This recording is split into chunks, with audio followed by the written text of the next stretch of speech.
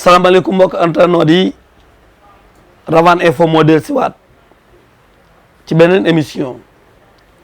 yàgg nañ leen wax nag dañ am gan gu mag mais tey nag am nañ gan ci biir gan ñi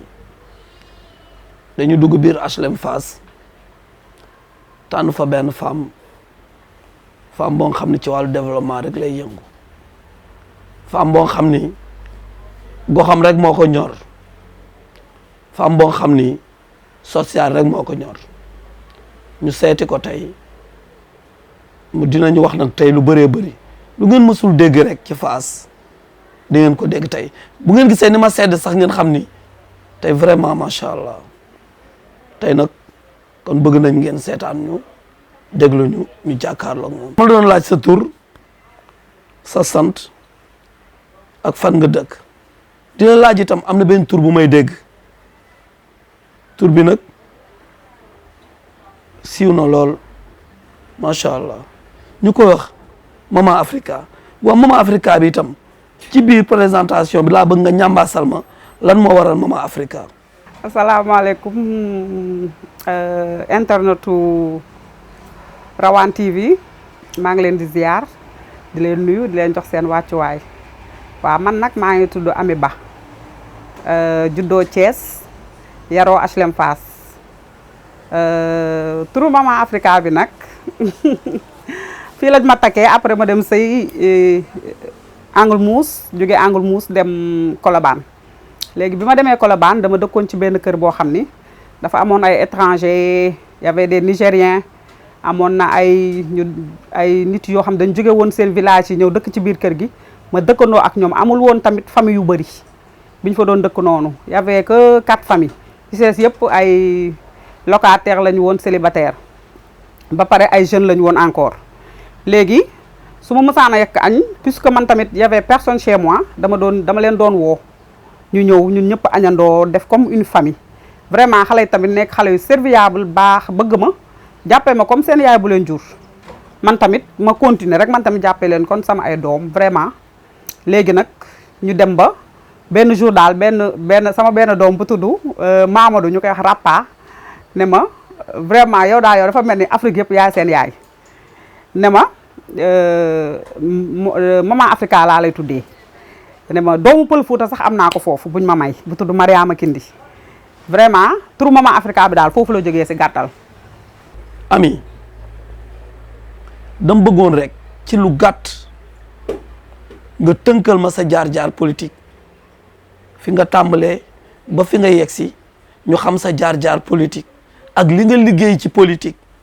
ak politique nan la lay duggee ba tax vraiment nga bëgg politique ba nekk militante bu mag nii. d'accord sama jaar-jaar politique nag depuis bi ma amee 8 ans la sama maam bu jur sama yaay jëkkëram moom moo nekkoon PDS mooy moo nekk sax nii Thiès moo nekkoon les anciens du PDS moo nekkoon président bi il était un chef de train Pape Maguette Ndiaye la tuddoon Thiès ñëpp xam nañ ko moom moo nekkoon PDS di ànd ak man ñuy dem kër Ousmane Ngom buñ daan dem parfois man mii sax maa daan dem jënd ji ay xorom affaire yooyu dem kër Boubacar Sall vraiment foofu laa jugee si laa bëgg Ablaye Wade daal ba léegi waaw ma jóge si Ablaye ma jóge foofu boobu ba léegi nag si Ablaye Wade laa nekk musuma changé vraiment ba Cheikh Omar du parti politique sax moom ba dugg ci Cheikh Omar. Amy yow ñëpp PDS sañ la xamee wax nga ko sax léegi sa biir wax bi nga amee 8 ans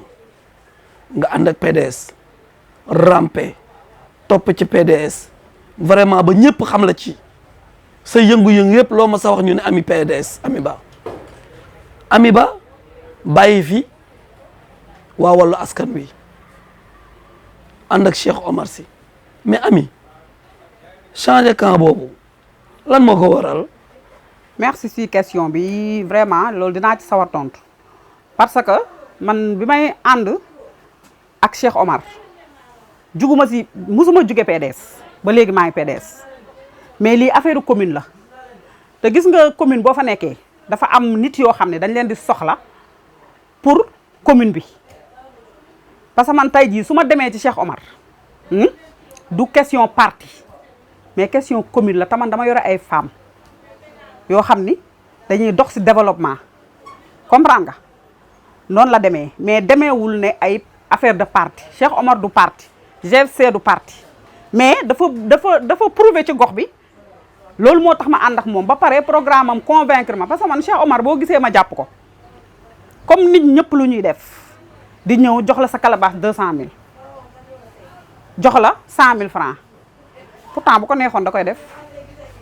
mais moom doxeewul noonu maanaam li olof Njaay naan nit su la bëggee may jën na la jàngal ni ngay nappee Cheikh Omar dafa ñu dugalal ay ordre de virement ñu ñuy financé man bi mu ñëwee wax ma bi mu ma njëkkee seet si dama ko ne man soxlawuma 200000 soxlawuma maire bu may 200000 soxlawuma maire bu may 100000 xam nga lu ma soxla maire bi may jàngal man nan laay liggéey ba amal sama bopp 500000 ak sama groupement man loolu maire boobu laa soxla mooy man tey jii maire bi soo ko jëlee man dama ciy am wàll doxuma ci 200000 damay am man pàcc ci maire bii pour mën a xeexal man samay femmes ndax man ci développement laay dox lu amul développement du ma ci dox. Cheikh Omar nag soo gisee ma ànd ak moom programme am moo ma convaincre te dafa prouver ma teg ci sama bët moo tax ma ànd ak moom mais du question ay parti ou bien te ba pare wàllu askan bi dañoo yéex a ñëw fekk ñun engagé nañ ci Cheikh Omar parce que ñun dañu defoon benn association ñun jeunes yi nekk Fass ñun ñoo jël Cheikh Omar investir ko du Cheikh Omar moo ñëw ne dafa bëgg mairie bi ñun la ñun ñoo ko tànn parce que ñun moom moo ñu doy parce que moom moo prouvé li tax ñun ñu wóolu ko ba jël ko comprendre nga affaire bi nag noonu la demee non Cheikh Omar nag li mu prouvé bari na parce que fii képp ku fi am sa soxla dem ba si moom wax ko de ses moyens personnels lay demee defal la li nga bëgg yorul maire yorul ndomba tànk yorul dara ses propres moyens lay jël def parce que xale yi bi ñu koy seeti pour terrain basket bi yorul dara dafa dem wuti ay partenaire am ñu investir ko mu defaral leen ko parce que xale yi ba ñu ñëwee jooy ko yaakaar moo tax ñu jooy ko moom tamit mu dem yaakaar ay nit dem ñu defal ko mu ñëw defaral leen su ko neexoon ñu jox xaalis mu def ko feneen parce que foofu yi fii yooyoo fi am mais moom deful loolu xam nga li français naan il n'ose pas xalaatul lekk suñu xaalis xalaatul ñu investir ko pour mu defar commune bi du ko def mu jël ko di ko def si poosam xalaatu ko éthique am sax mayu ko personnalité mayu ko kon nit ki boo koy tànn danga koy tànn si juddu tànn ko si jikko te loolu lañ ko tànnee. Ami wàcce gu ma PDS de li tax nga bàyyi waa Wallu ànd ak bokk gis-gis bu Cheikh Omar Sy PDS dafa amatul benn leader bu koy piloté fii ci Fass wala sax si commune bi PDS dafa dee wala PDS dafa mel ne maanaam picc muy naaw ay dunqam di ruus ba ñuy rocceeku par benn lan moo xew biir PDS ba tax ngeen tasaaroo comme ça loolu laa bëgg a xam Ami. waaw c'est très normal kër bu nu jëlee borom kër ga naka ràpp si néeg tëj est-ce que kër ga dina fonctionner ñun kon dañuy jéem doxal rek de waaye du mës a dox day raam problème PDS lool la borom kër gi lañ tëj jàpp ko ne ko ràpp tëj ko génnul doxul dikkul demul yónneewul kon loolu kër ga du dox ñun tamit dañuy jéem rek def li ñu mën on est toujours PDS tey jii bu présidentiel ñëw ñun ñëpp dañuy dellu si PDS ñafe ko te dañuy am dara te Karim bu ne woon fii salaamaaleykum léegi nga xam ne PDS musul dee dañuy raam rek mais deewaguñu de musul dee Karim na teg tànkam Sénégal la nga xool ñu setal ko ba mu set wecc nga xool ndax PDS dee na wala day renaître bu boobaa di nga xam ne PDS musul dee PDS du dee musul dee parce que li ko fondement moo dëgër yombul pour rey ko du yomb non fii am nañ fi leader PDS bu dëgër Maître Baba Diop mais dafa yéex biñ koy jël dafa yéex mais buñ ko teeloon jël mun na am tey jii xola mook Cheikh Omar coalisé ànd mais dafa yéex parce que Pape Diop li tax mu dem ci Cheikh Omar dafa wër ñëpp leader yi fi nekk yëpp xam ne Cheikh Omar il est le meilleur moo tax mu jël ko coalisé ak moom te du ko regretté ami yéen daal seen leader bi fuñ ko fekk mi ngi wax ay milliards 20 milliards 18 milliards mais mbaadu face émergent bi la wala sax leader bi daal dafa toog ci maletu xaalis wala dafa am ay partenaires yu mu yaakaar ni su jëlee commune bi ñoom ñoo ko war a dimbali loolu daal bëggoon nañ ñu torop ku ñu ko expliquer te ci yow lañ ko yaakaare am yii yéen nag laan ngeen ma lu ma sawar a tontu xam nga nit ñëw ne la damay def 20 000 dafa ne pour Fass mel nu mu war a mel zéro sable muy école ci la bokk infrastructure yi ci la bokk lépp ci la bokk mu ne il nous faut 20 milliards te 20 milliards yooyu mu waxul ne dama koy génnee sama poos waxul ne ci mairie bi laa ko yaakaar waxul ne ci nit ñi laa ko yaakaar dafa ne damay génn dem wuti ay investisseurs ay partenaires li Cheikh Omar Sy musul tudd milliards te waxu la fan la koy jëlee naxul kenn soo gisee ñun lu ñu roy ci moom mooy naxul kenn xam nga lu muy joué ak ñun noir sur blanc carte sur table loolu lay joué ak ñun naxul kenn musul nax kenn parce que bu la nee milliards ñun femmes yi dama ko comme li ma ko wax chaque jour rek ñun ci développement la ñuy dox mu ne ma soxlawuñu 200 000 benn maire xam nga lu ñu soxla ku ñu investir ñu liggéey jéem a amal suñu bopp ñun liggéey pour am waxuñu tàllal suñu loxo pour am mu ne day génnee 2 milliards wut banque def ko fa muy def 300 millions par mois pour femmes yi kon kooku xam nga ne xam na luy développement femme te Cheikh Omar lu mu wax dafa leer de nee na que ça soit mu jël mairie bi wala mu bañ a jël ñi mairie bi développement wam ak femmes yi day continuer te pourtant dugalal nañ ñu fii Cofina jot nañu am ñu financé mu am ñu des te ñooñu suñu paree dañuy jëlaat ñeneen dugal leen kon kooku mi ngi xaarul ba nekk maire doo ko def développement foofu la leen rawee nit ñi nag xam nga lu ñu xam 200 jox na la 200 000 jox naa la 100 000 jox naa la 100 000 ku ci gis nga képp ku la jox ay 200 000 ak 100 000 bis bu faloo dootoo ko gisati man ci développement laay dox man samay femme ñoo ma ñor ak commune bi keneen ñoruma loo képp ku mu mënti doon te doxoo ci sama commune ak samay femme développement du ma ànd ak yow Cheikh Omar nag moo ma wan lu ma convaincre man ba ma téye ko te gisuma luy tax ma bàyyi ko gisaguma ko. ami am na ay candidats yoo xam ni dañ dem seeti ay kilifa nii leen soo leen ma jàppalee ba ma gañee dinaa leen daggal salaire u 300 000 ba 600 000 jox leen oto candidat yooyu ami seen wax jooju yow nan nga ko gisee noo ko déggee aussi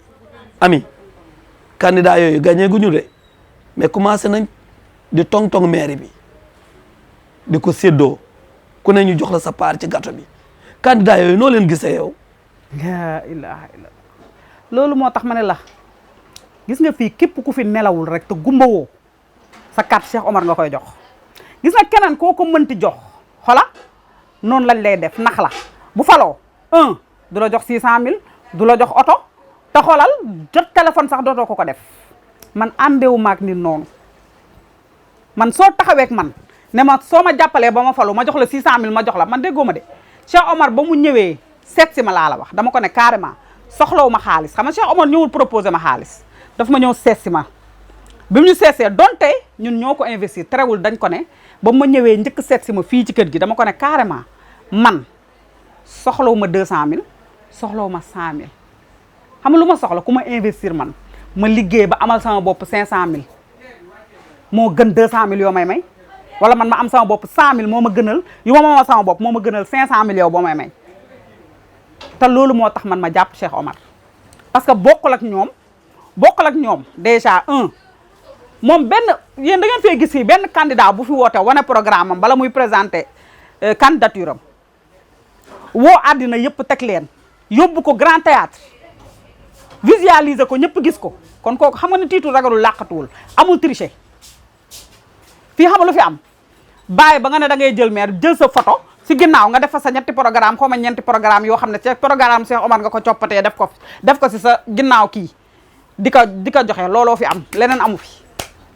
kon xam nga ne du seen morom si dara gis nga commune bi nag xam nga lan moo ko yàq yu demee noonu ay soo ma votelee dinaa la jox lii dinaa la jox laa dinaa la jox lii fekk liñ lay wax yëpp dara du ci dëgg man de laa man ku ma woo ne ma jàppale ma su ma kiyee naa la jox oto naa la jox man la soxloo ma ko ndax la golo daan nuñ koy waxee sax la bëy daan dundee ba sax sikkim mën na cee woy ba dee man xola su ma neexoon su fekkoon l'argent facile rek la kon su ma yeewoo Jesner laa yendoo waaye man sama dignité ak sama ngor moo ma ëppal loolu du ma ko jaay ndax Jesner du ma ko jaay ndax oto du ma ko jaay ndax ay millions xalaatuma ko moo tax xam nga lu ñuy wax Mama Africa dafa metti waaw moo ma gënal naa féq nga damaa metti waaw parce que xam nga lu tax Sénégal bëgguñu ko leen wax dëgg man su ma paree pour wax la dëgg dama la koy wax point. Ami élection yi di ñëw de mooy élection yi njëkk Sénégal population bi di fal seen maire population bi nga xam ne ñooy fale di jox seen carte yow soo leen doon conseiller maanaam ngay def ay orientation foo leen di jëmale yow ak loo leen mën a conseiller. man moom vraiment sous-estime ma benn candidat mais ñëpp laa jox cër ñëpp laa respecté ba ci Ousmane Ndoye mi nga xam ne mooy maire bi sax dama ko jox cër mais ni mu yoree sama mairie man moo ma neexul loolu moo tax man teg ko fi ni tege mais maax moom amuñu problème mais li may jox bépp candidat boo xam ne day sànni kartam na xool ki mu koy jox ku am programme xoolal ku am vision am yar am teggil du wax lu ñaaw du puukare sànniwul xaalisam si fenêtre Sénégal nag xooluñu dara du ku lay may 100 000 ku lay may 50 000 xooluñu ki lay wutal ki lay investir yow pour nga liggéey ñun Sénégal ñu ñoo war a dépasser di tàllal suñu loxo nit di ñu jox xam nga fan lañ toll jamono ji jéem a fexe liggéey amal suñu bopp bañ a yaakaar si benn doomu aadama man képp ku ma woo ne ma daf may investir ma liggéey yow laay dem wuyu waaye ki ma woo di ma may 100 000 francs du ma la faale ndax amul avenir bépp candidat boo xam ne bépp militant buy jël kartam di ko joxe maa ngi lay ñaan nga sànnil ko Cheikh Omar Sy boo sànnee sa carte sànni woo ko sa mbalit ma boo ko sànnilee keneen nag mun naa man xoolal di nga jooy bëccëg 5 ans te kenn du la nax maa la wax lii loolu laay jox conseil boobu laay jox bépp militant buy voté. Ami émission bi neex na trop vraiment macha allah mais temps bi jeex na dañu bëggoon sa kàddu yu mujj tey moom mooy lan. sama kàddu yu mujj moom sant yàlla sant Cheikh Omar Sy tamit vraiment nit ku baax la nit ku am yar man surtout man yaram man modestem moo ma gën a rey ci moom dafa modeste Cheikh Omar du wax lu ñaaw du fekkee sax fu nit di wax lu ñaaw boo toogoon tey ji bëgg a wax si nit sax mu ne la hé arrêté la te yooyu man gis nga nit da ngay def ay sew yoo xam ne dama la ciy estimer mais doo ko xam mooy nit bu naturel gis nga lu muy def mu naturel si la ay nit di nawee te yow doo si sax rendre compte Cheikh Omar nag loolu la ko nit ñi soppee di remercier aussi sama mouvement ñoo xam ne tamit ñoo ma wóolu di ma jox seen xaalis amuñu arrière pensée vraiment ay femmes yoo xam ne ñoo ma jàppale sax laay wax parce que tey jii man lu ma mën ñoom la buñ ma joxoon seen xaalis te wóoluñ ma tamit coow day bari moo tax gis nga confiance c'est très important moo tax man tamit damay bëgg chaque jour di ñafe pour chaque jour rek di jël GIE bi di ko yóbbu feneen man loolu mooy sama ambition loolu moo tax man képp ku doxul ci développement du ma mën a ànd ak yow parce que man ñi ma jiite si développement laay ànd ak ñoom maa ngi remercier ñëpp vraiment maa ngi remercier ñëpp di remercier waa Rawane TV vraiment si visibilité bi yéen kenn mënu leen fay léegi dañ leen di bàyyeek rek Mam Maodo Mam Borom Touba xam naa ne yaa tous les nuñ koy waxee sax tarixa yëpp a ngi si daal maanaam kon bàyyi nañ leen ak seeni sëriñ ñu ñaanal leen affaire bi gën a jëm kanam bu déwénee nag ngeen am seen télé bopp incha allah ci kattanu yàlla yàlla mën na ko yàlla na ko def ci barke yonente bi sallallahu alayhi wa sallam je vous remercie. mbokk internautes yi yaakaar nañ ni de ku bokk ci commune bi tey am na loo dégg am na aussi itam kuy seetaan am na loo gis kon nag daal mënuñu lu dul di remercier Ami ci temps bi mu ñu may vraiment leeral fi loo nga xam ni tëjoon na suñu bopp kon mbokk internautes yi ñu ngi leen di sant di leen gërëm Rawane Info nag di leen tàggu ci émission bi ba beneen émission ci beneen jamono jërë ngeen jëf merci.